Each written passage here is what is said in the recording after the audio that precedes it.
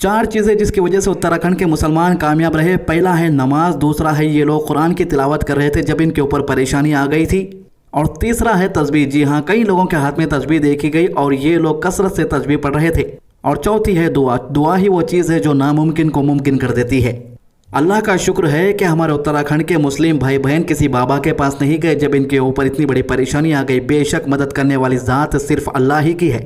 और मेरे सभी मुस्लिम भाई बहनों से गुजारिश है कि जिनको कुरान पढ़ने नहीं आता वो साफ कह देते हैं कि हमें पढ़ने नहीं आता। अगर से वो लोगों को iPhone 14 दे दो, 15 दिन के अंदर पूरा चलाना सीख जाते।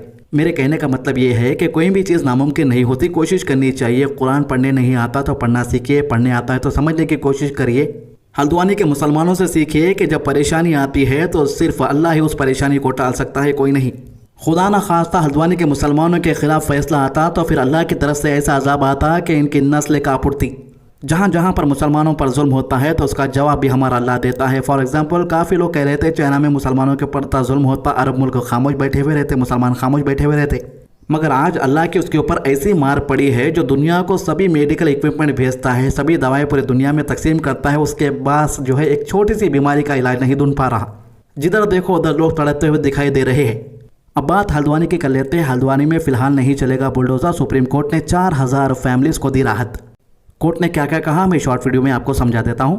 उत्तराखंड के हल्द्वानी में अतिक्रमण पर फिलहाल बुलडोजर नहीं चलेगा। सुप्रीम कोर्ट ने इस पर रोक लगाते हुए नोटिस जारी कर रेलवे और उत्तराखंड सरकार से जवाब मांगा है। कोर्ट ने कहा है कि सिर्फ 7 दिनों के अंदर खाली करने के लिए कैसे कह सकते हैं। हमें कोई प्रैक्टिकल समाधान ढूंढना होगा। समाधान का यह तरीका सही नहीं है। ज़मीन की फॉर्मेलिटीज़, अधिकारों की फॉर्मेलिटीज़, मालिकाना हक की फॉर्मेलिटीज़ आदि के उत्पन्न होने वाली कई चीज़ें हैं जिनकी जांच होनी चाहिए। सुप्रीम कोर्ट ने उस जमीन पर आगे के निर्माण कार्य और विकास कार्य पर रोक लगाई है। 7 फरवरी को इस मामले में अगली सुनवाई होगी। जस्टिस संजय किशन कौल और जस्टिस अभय एस ओक ने जो है इस बेंच पर केस की सुनवाई की है। जी हाँ, याचिकाकर्ताओं की ओर से कॉलिन गोजीविल्स ने बहस की।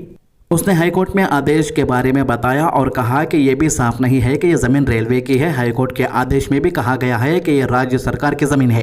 इस फैसले से हजारों लोगों पर असर पड़ेगा। सुप्रीम कोर्ट ने रेलवे की ओर से पेश एएसजी ऐश्वर्या भाटी से पूछा कि क्या रेलवे और राज्य सरकार के बीच जमीन डिमार्केशन हुई है।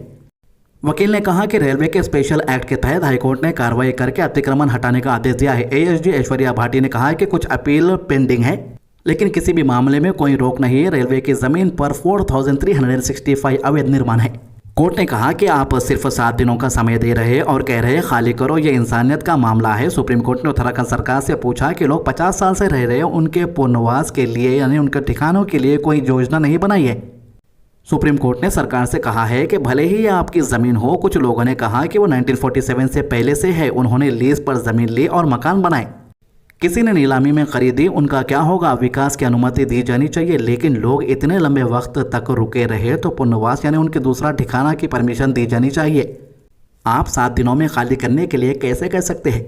इससे पहले हल्द्वानी के जिलाधिकारी ने कहा कि हमें सुप्रीम कोर्ट के फैसले का इंतजार है, फैसले के बाद रणनीति बनाई जाएगी। जमीन रेलवे की है, लिहाजा उनकी तरफ से नोटिस जारी किया गया है। उन्होंने कहा है कि कुछ दिन पहले इस इलाके में मुनादी की कार्रवाई की गई थी। कानून व्यवस्था को बनाए रखना प्रशासन की जिम्मेदारी है।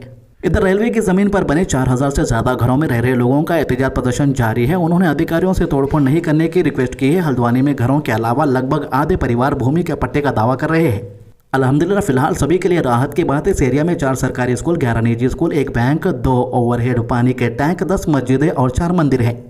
यही नहीं, इसके अलावा दशकों पहले बनी दुकानें भी है। ये थी हल्द्वानी की अपडेट। इस मैटर पर जो भी अगली सुनवाई होगी उसकी भी सारी डिटेल्स हम आप तक पहुंचाते रहेंगे। वीडियो पसंद है तो लाइक कीजिए, ज़्यादा से ज़्यादा शेयर कीजिए, नमाज की पाबंदी कीजिए, कुरान की तिलावत कीजिए और दुआ में याद रखिए। अल्लाह हाफिज़।